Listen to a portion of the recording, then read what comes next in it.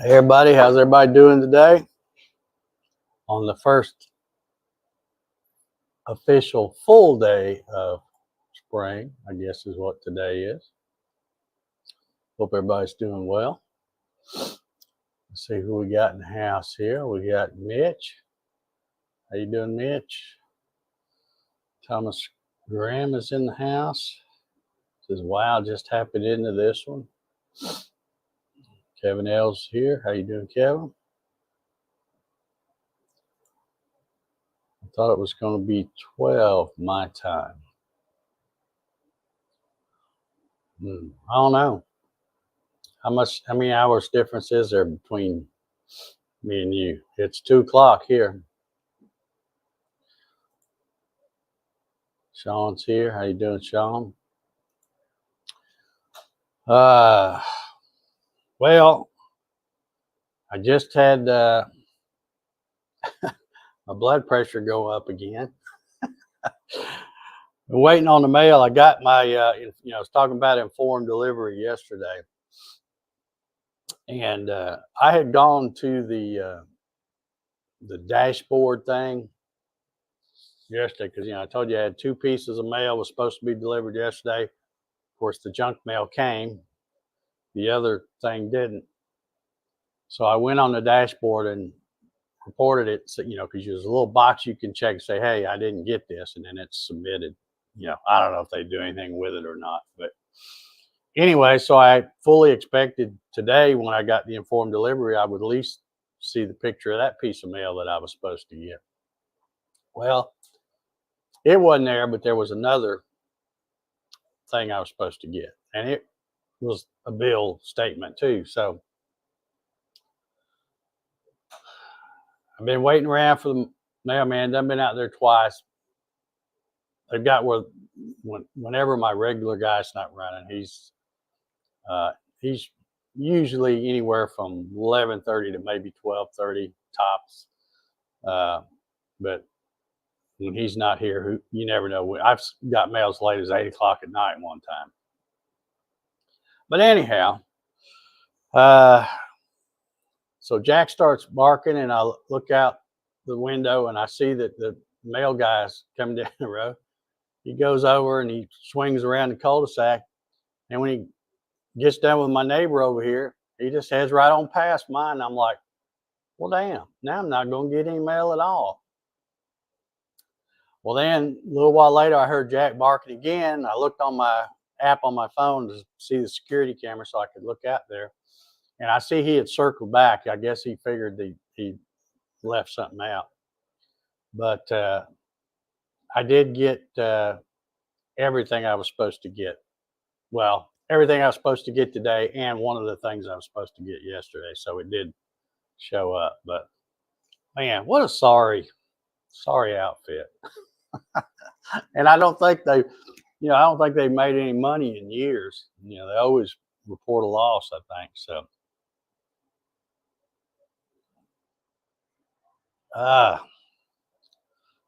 let's see here. Sean says it's 1 p.m. there in Des Moines, Iowa. Marcelo, how you doing? Ray Whitaker, how you doing, Ray? We're on the Facebooks. And cousin Terry, how you doing? Terry, how you doing? Oh, let's see here. Tom says, I just had the first eye of cataract surgery this morning, so I'm mostly listening because I'm not supposed to be watching video day. Okay, well, I better do what they say. U.S. mail system is as bad as the Biden administration. Yeah, and they've been at it a whole lot longer. And they've been crummy for a really long time. I tell you, I don't know what it is, and I don't know if it's made the national news or not, but there has been some, it's on the local news here. There's some kind of new, or at least I think it's a new mail distribution center, a post office facility. And they've been talking about how ever since they built that or whatever, you know, there's mail that just sits there for weeks. So I don't know. Jim Jones in the house. Be right back. Time to bring the dogs in. All right.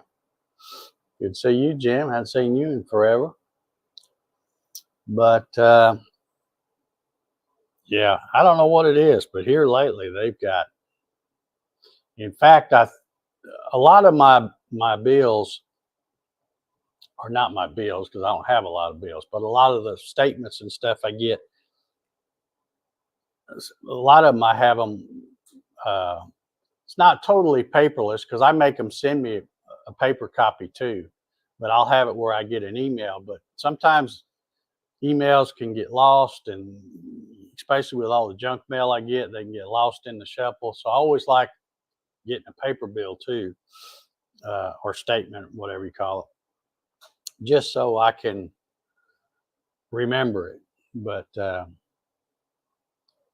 yeah, I guess I'm going to have to just go totally paperless because, yeah, I don't know if I'm going to be getting them all anyway.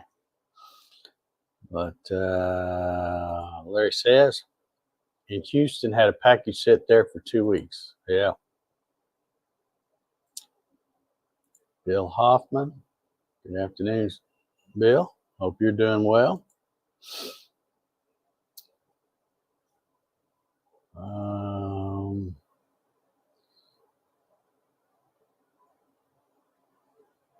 Okay. I was just looking. Yeah, we got like 5 people on Facebook. That's a lot for Facebook. Anyway, as I mentioned yesterday, I put the bird feeder back on the outside there yesterday afternoon. Didn't have nothing. No traffic. I'm trying to think. Did the squirrels try to come get her? I think they did, but I ran them off, and then for some reason they stayed away. But again, I got up this morning, went ahead and set my camera up so I'd have it ready, and just about an hour after sunrise, you know, it was at 8:20, I think, when I saw the first bird on it. So I hit record and started recording and watching, and I'll be dadgummit, it was like 6 minutes before the first squirrel come up there. And you know, the birds were hitting it pretty good that first few minutes, and then once, you know, because I scare them too when I tap on the glass or open the door or whatever to run them off. But I made sure that because before I put it out there last night, after I finished gluing on the perches, which I'll show you here in a little bit, you know, I got some footage for you to watch. But I dumped all the stuff out because, you know, that the squirrels knocking it around had it all over the place. So I wanted to try to get it emptied out and then put it back in that little tray that I've got glued in there. So I did that, and you'll get to see it here in just a second. So I made sure that whenever the squirrels came up today, that I scared them off before they had a chance to get up there on it and then shake it all around and stuff like that. So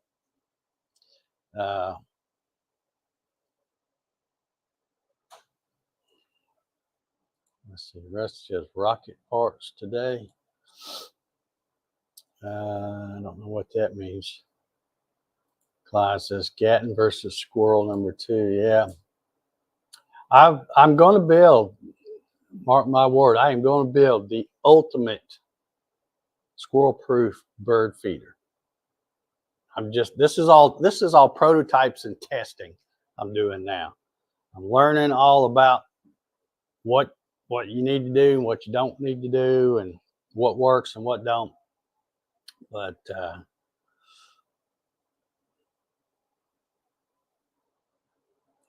it says they hit his about 30 minutes before sunset. I don't know if you mean the squirrels or the birds. See, I really thought a lot of times right before sunset, you'll get some birds. But I had the camera ready and everything, and there was no takers. So again, I left it out there overnight, and then this morning when I got up, of course it's still dark, so it was about 8:20 when the first bird showed up. But I'll go ahead and run the video. Let me share my screen. Y'all let me know if you get tired of these. That don't mean I'll stop. I'll know you're tired of it. But you will notice, I'll point out a few things on this one. Let me hit the go button. This is at 8:20 when the first one's in. He's already in there by the time I hit record. That's a little, I believe that's a little nut. No, I'll take that back. That's another little titmouse. But one thing you notice, they already hit, they didn't hesitate landing on those perches. And you'll see right there, I think is one. That's a little nuthatch.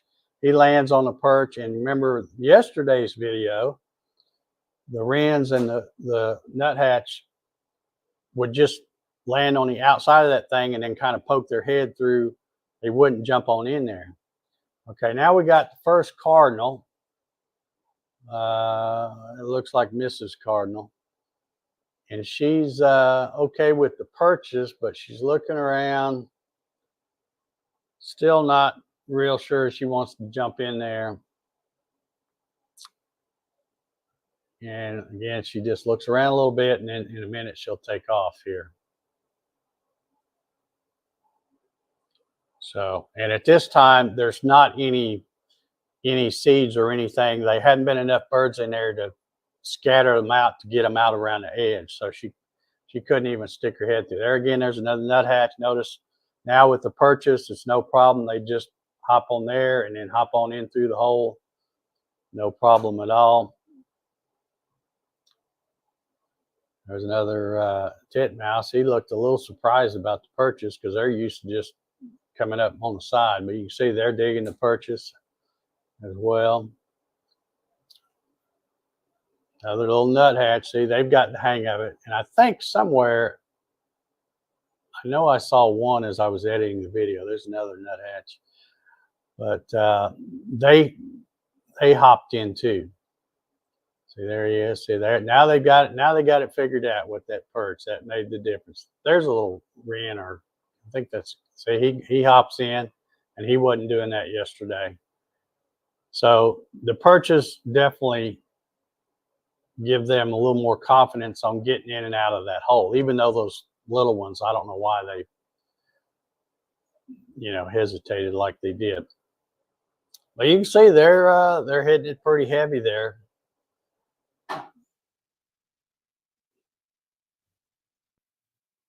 Quite a bit of in fact, I only edited about half of the footage that I shot this morning because I just got so much that I didn't have time to edit it all. I looked up and I'm like, oh man, it's time to get on out here.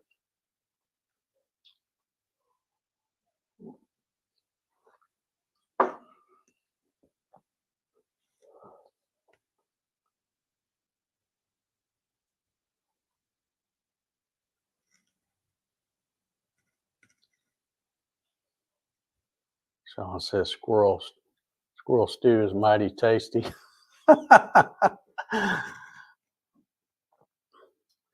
There's another, let me see what time. Okay, we're about 3 minutes in. Okay, here's another cardinal that popped up here. But he just kind of looked around, and again, they a little skittish about trying to get in that hole. Now, I think maybe this is the one. This one, of course, you might know he'd be on the far side. But you can tell he's eating something, or she's eating something. I can't remember if this is a male or female. I think it might be another female. But they're at least sticking their head through the holes and getting some of the seeds. And now there's been enough traffic in there that they've scattered some seeds out near the edge. So she's taking advantage of that. Still not wanting to come on through there. But in a minute, I think this is the one. In just a minute, you'll see her move around to this other perch right here in front. And I'll even stop it and show you something, because I was starting to question now whether those things were big enough for a cardinal to get in and out. But I believe they are. I think they're just a little more skittish than maybe those littler birds, because they can just hop through there without any problem at all. Let's see here. Let's see what the time is. Yeah, it's almost because it's at 5:23 is when I want to stop it and show you something. And I just left it on this one because she spent a lot of time on that perch and poking her head through there. Okay, now she flies over here. Now you can see her sticking her head in there.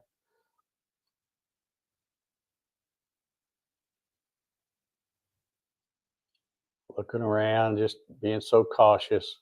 I'm going to get ready here because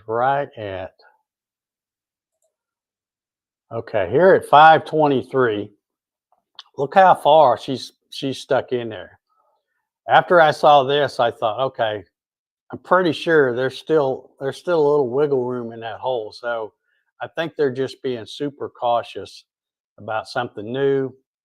So I'm going to give this feeder a couple more mornings of testing to see, because I think they'll eventually get on in there.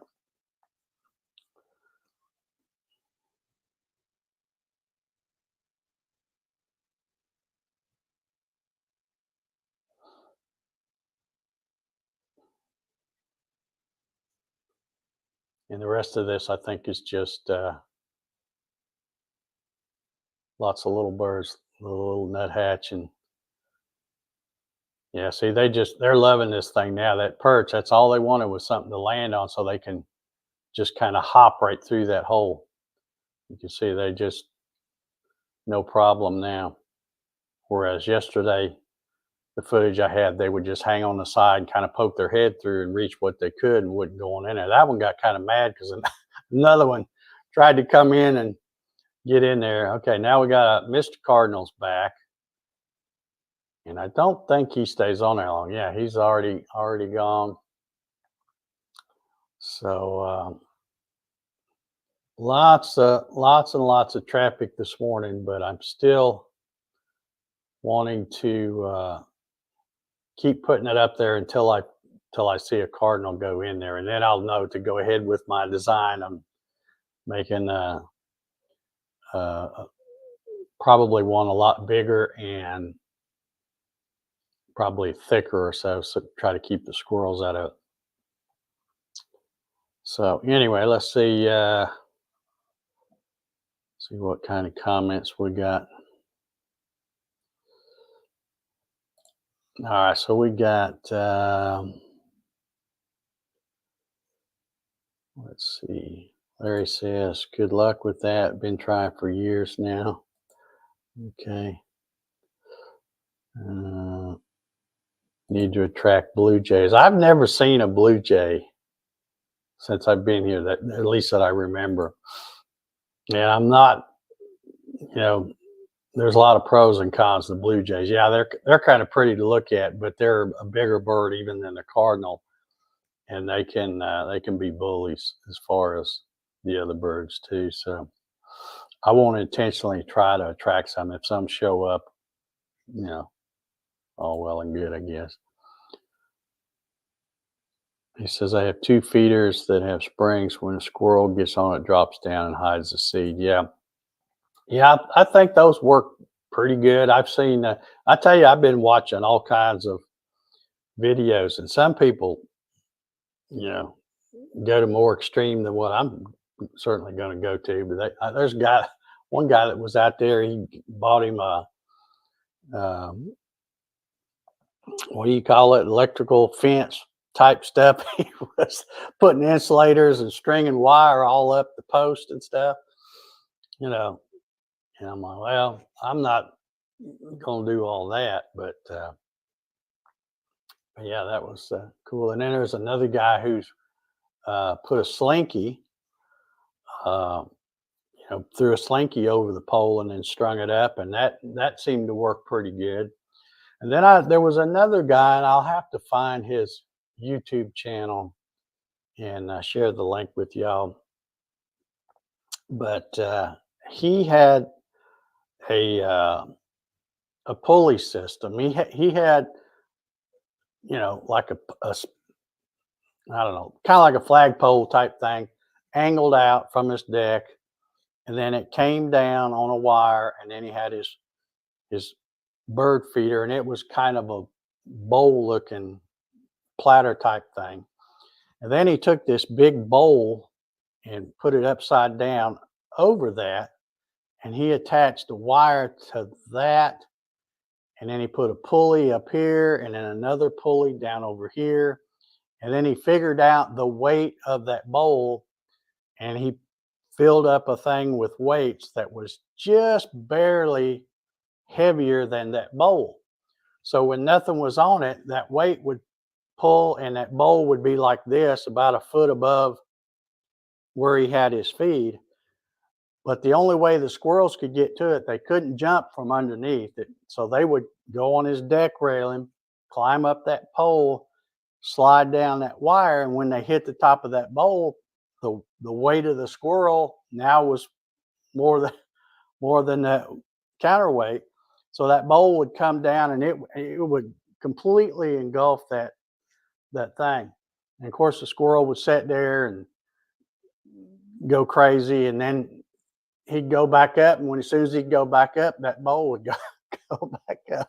So that was kind of a neat idea. But the bad part is the whole time those squirrels are messing around with it, no birds are able to get anything. So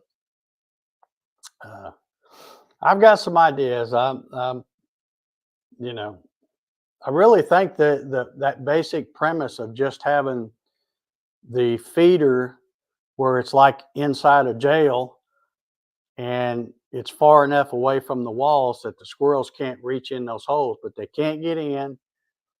But yet the holes are big enough that the birds can go in and out. That's, to me, that's like the perfect solution. It's just, I'm trying to figure out how to make it where they can't chew through. Because if you make it out of wood, you know, even if you make it out of thicker wood, which I might try one out of that, just again as a prototype,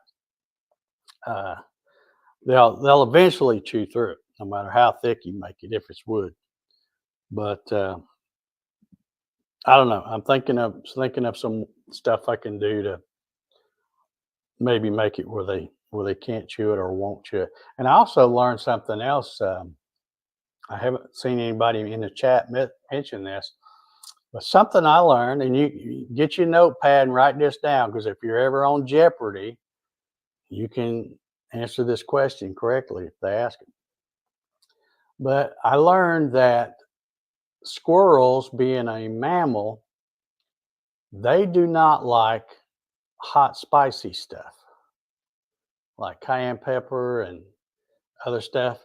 Birds, however, because of something in their system, it doesn't bother them. They can eat that stuff. So there's some stuff you can get. Of course, again, they sell it as squirrel repellent or whatever, and of course, mark it up at stuff. But if you figure out what will work, you can make your own homemade recipe, I guess.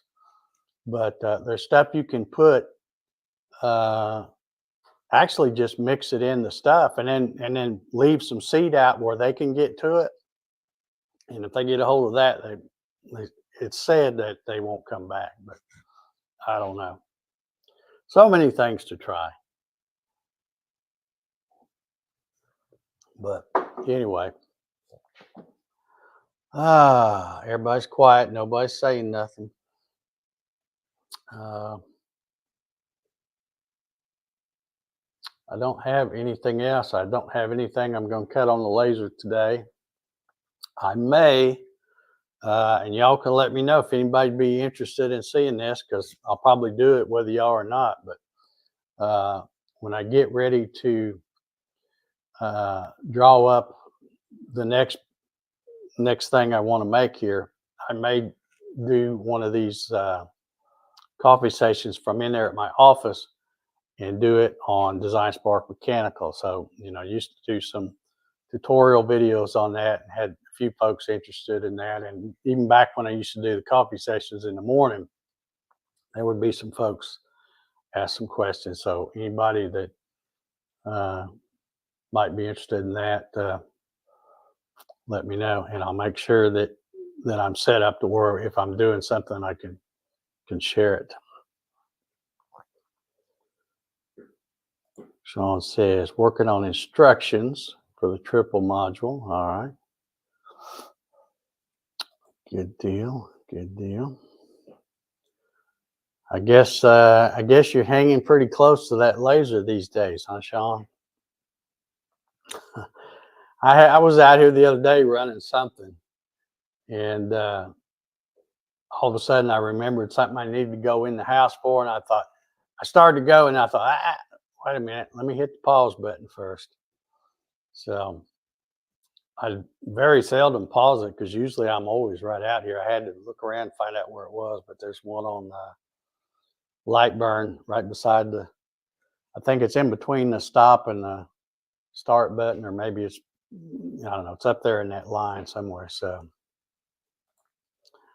yeah, real close when it's running.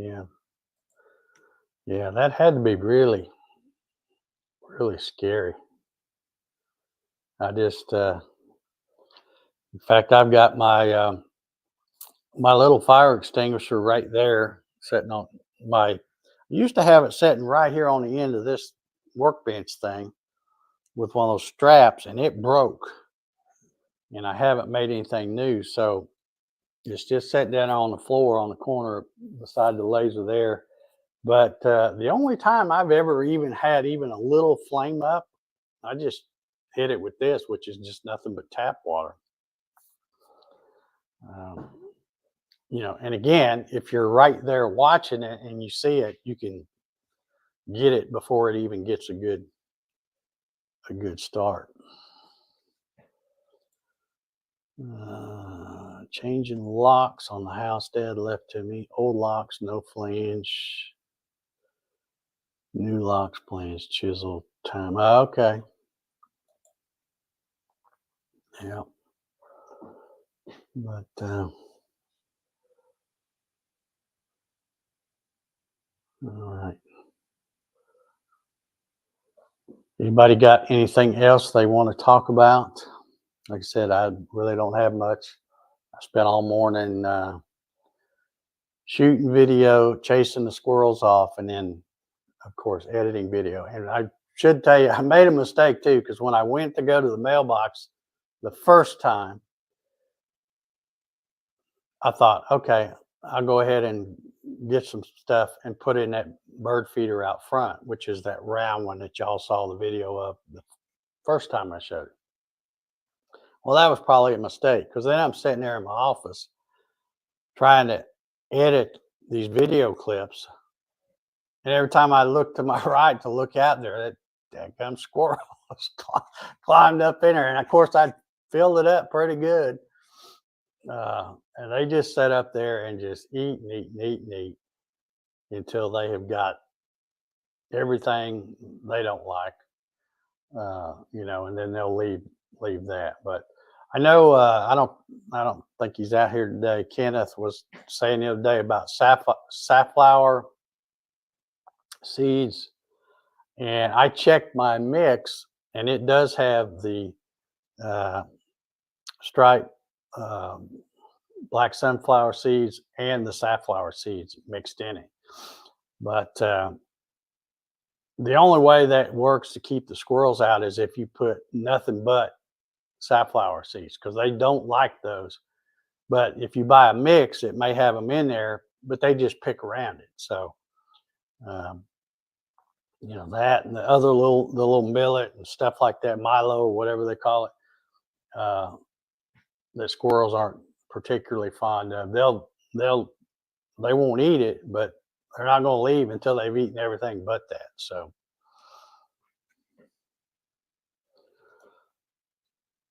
you move to the garage and to the afternoon, cutting into my nap time. Oh, sorry, Jim. I know, trust me, I know how important those naps are. I haven't had one yet, but I probably will get one at some point. But nothing like a good power nap in the afternoon, especially for us old guys. But Clyde says 4 years ago, my Gatton was on my bucket list. Tomorrow I turn 78, and I'm still here. Well, good deal, Clyde. I hope you're here for a whole lot longer than that. And in my case, I hope I can make it to 78. I don't kind of got my doubts, really. Like I said yesterday, I got to go. I don't know if I'll be doing one of these tomorrow afternoon because I got to go to my cardiologist in the morning. Got to be there at 7:30. They're doing what they call a nuclear test, whatever. Um, it's funny because when I was there the last time, the doctor said, "Well, we need to run this test." He goes, "Can you do a treadmill test?" I said, "Well, I've had a treadmill test before." He goes, "Well, can you do it? He says, we get them going pretty fast." And I just looked at him. I said, "Well, you're not gonna let me die, are you, on the thing?" He says, "We'll do the nuclear test." I'm like, "Oh, was he telling me they might fall out on the treadmill test?" I don't know, but anyway, it's some kind of like I said, they call it nuclear test. I guess I don't know exactly what. All I know is on the paperwork they gave me, it says that they put an IV with a radioactive isotope, and then I'm assuming they take X-rays or EKG or something, do something to get pictures of it so they can see whatever it is they need to see. But anyhow, and that takes pretty much all morning, and then I've got a follow up. In fact, I got a call a while ago. The guy left a message, says they'll give me a break to go get something to eat because I can't eat anything after midnight tonight. And so I guess after the test is done, they'll give me a break to go get something to eat and then come back for my consultation with the cardiologist, I guess. So feels like a heart attack. Don't tell me that, Jim Jones. Don't want to hear that. Or unless you're talking about the treadmill. See, when I had the treadmill test, that I was much younger. Well, not much younger. I was a fair bit younger, and that was pre heart attack. So we'll see. We'll see what happens. Hopefully, it won't hurt too bad. Can't be any worse than the actual heart attack, I guess. So we'll see. We'll see how it goes. But like I said, I probably won't do one of these tomorrow afternoon because I doubt by the time I get back home from all of that, I may not feel like fooling with any of this. But Larry says he'll be 78 in July. All right.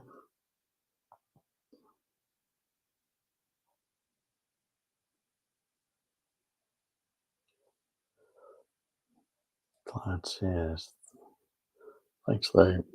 Leap year maybe already 78. Okay. I guess he's got a birthday. What is it, today or tomorrow, Clyde? Is that what you're saying?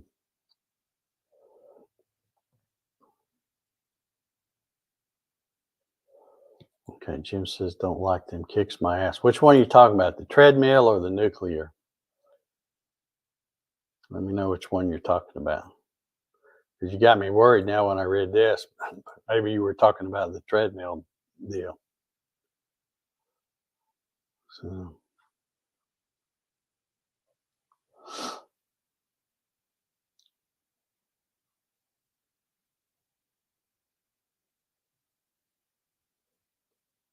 It says 65 here, 2 more months. Oh, the nuclear. Okay. Well, that's just great. Thanks a lot, buddy. I'm glad you tuned in today.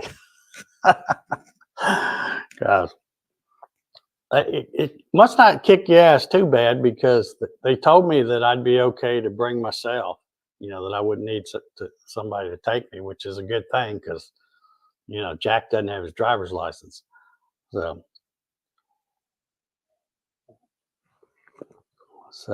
hopefully, hopefully it'll all go good. I mean, worst case, if anything happens, the guy that pretty much saved my ass the last time should be right there in that building. So hopefully, hopefully it'll go all right. They just acted like, or at least the gal that was making the appointment. Of course, she didn't really know anything, but she said it was kind of funny in a way because when I went there, I had been having a little episode, and I called and made an appointment late in the afternoon. They were just about to close, and they said, "Well, we can squeeze you in tomorrow." So when I went, and that's when all this last visit happened, and the doctor said, and it wasn't my cardiologist; it was one that's in their group, because it wasn't a Thursday; it was a Wednesday, so mine was off doing something else. But anyway, he said, "Yeah," I said, "We need to get this test done." He says, "Tell them Friday or Monday." He says, "Because we need to do it soon." And so I go to the thing to check out, and I said, "Well, Doctor such and such said, need to do it Friday or Monday." They go, she just says, "Well, he don't know our schedule.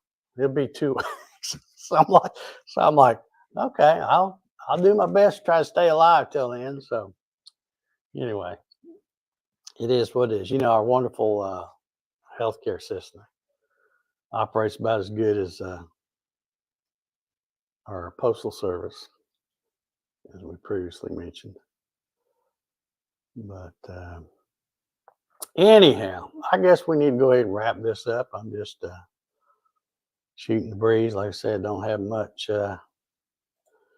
Jim says on a treadmill, you build your heart rate up. Nuclear test, it builds up in a couple of seconds. Oh, that sounds wonderful.